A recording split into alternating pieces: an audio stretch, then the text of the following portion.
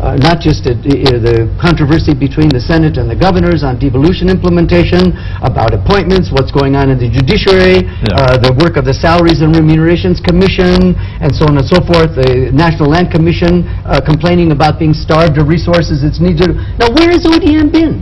They've been spending, correct me if I'm wrong, so much time the last few months on trying to organize themselves internally that we haven't seen, at least I haven't seen, a constant publicity campaign from ODM on national policy issues, so that even those who are not associated with this party at least know can appreciate what it stands for. Of course, in that regard, there is almost consensus that ODM hasn't performed a good job as an opposition to not ODM but CORD. That's why they had to go to Nagasha to CORD, actually, not even ODM, CORD generally as a coalition.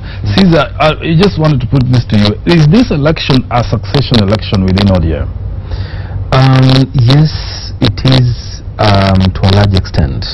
And like you earlier said, it was like this was the intention really was to remove the older lot, the people who have presided over the party over for decades. Nyang, for example, has been there, and his performance in the run-up to the last election was, without fear of contradiction, really wanting, because it did not represent that vibrancy, that forward thought that the party really needed to compete effectively with the Jubilee. It did not work. So it presents an opportunity for the party to basically reinvigorate itself.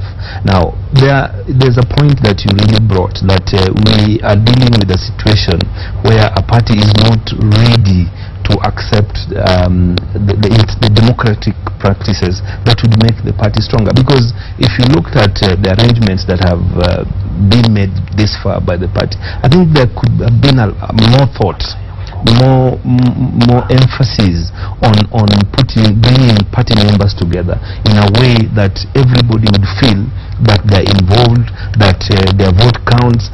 And we are talking about moving with technology, for example, but we're finding that even the use of phone, even the use of mobile phone, for example, can really alleviate a lot of these problems that ODM is grappling with in terms of identifying delegates, in terms of even finding out from delegates what should happen. I mean, these processes can be done, but we are seeing a situation where we are sticking with the old systems that is not going to deliver a fresh party, a party and a leadership that the followers or the membership feel they deserve. The perception is that actually ODM, the way it is operating now, is going towards Kanu. They have made certain things that look like they are going towards the old Kanu. One of them being the business of keeping seats that are not contested. That will be filled. How can you have elections that way? Then we have that issue raised earlier, money. That whoever controls the money, they will probably win. Now Abakuna Mamba seems to be the one with the money. The one with the contest. And that is raising a lot of issues. And that was Kanu. Yes. Yeah. Those who are Kanu. Well, this question of reserving certain seats, I mean, the fact that you actually want to have a situation where you have two deputies to take on board somebody who has lost election, I think it is wrong. If there's a reason, and Raila himself knows, he can go back to the Limuru conference to know what happened. What happened? When Jaramogi was yes, I mean, by set up seven presidents of Kanu.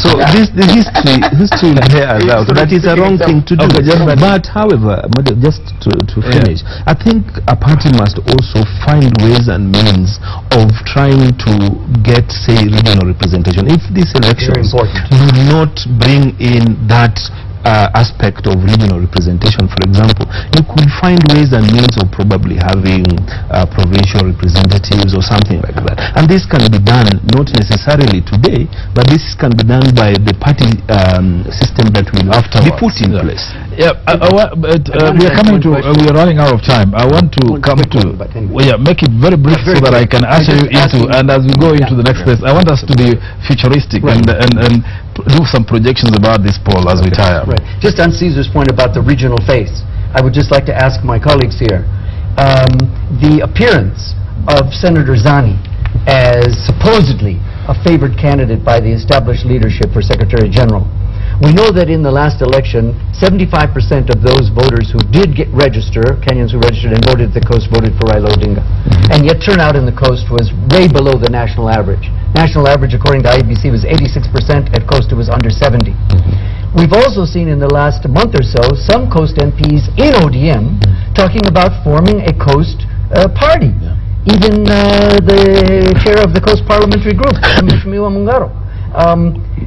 Does this add a motivation or concern within ODM? And one of the reasons for at least some of their leadership backing Senator Zani, coming from the coast, aside from her qualifications and so on, to make sure that the coast stays within the ODM fold. Yeah. All right, but just let's tie this out. Looking at the elections in the next 3-4 hours, who do you see taking and why? I think it's just what we have seen. It's nothing based on science at this point. But I want to believe that, like you said earlier, Raila's position is a gone conclusion. I mean, Simbarati, they're just essentially making this look as a contest. Yes. But with respect to the two wings or two coalitions, I think from what we have seen this far and from really some very rudimentary kind of research, there is all indications that the Babu group would carry the day. I mean, even if you look at the body language of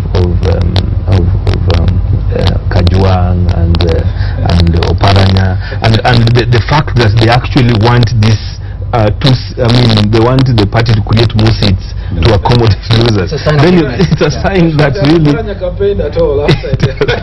So I think the party, if you asked me, would be better off if it elected members who are vibrant, who really want to take this party forward. And it's not like it must be that you have to vote for these people as a group. I mean, you can look around and say, we want this person from this end and we want that person from that end. I don't want to be cynical. I'm not going to make predictions. I want to give you the guitar to play after here. Well, maybe.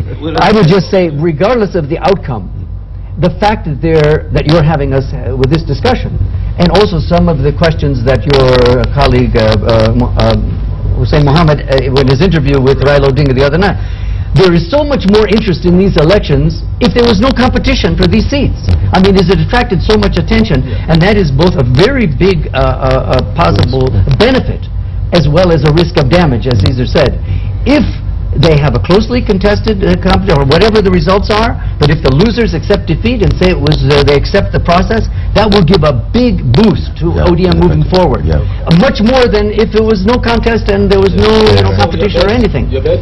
I can't bet. I can only bet that I'll have another cup of tea when we finish. But okay, all right. I think we'll end it up there. Thanks for. Muteki, you want to bet? No, I don't want to bet. Yeah. All right. To an extent, I buy his argument. You think that the more vibrant, I beg his money. the choppers have taken the country by storm. Well, okay. That vibrancy. Vibrancy works. All right, that's it. Let's see who wins at the end of the day. Today is the D-Day. Whichever lineup wins, I think it's for the good of democracy in the country that our political parties are holding elections which are fiercely contested. I think that is a plus for us as a country. Let's continue watching. This is Power Breakfast. I thought he was going to play a guitar. I'll give him the guitar later.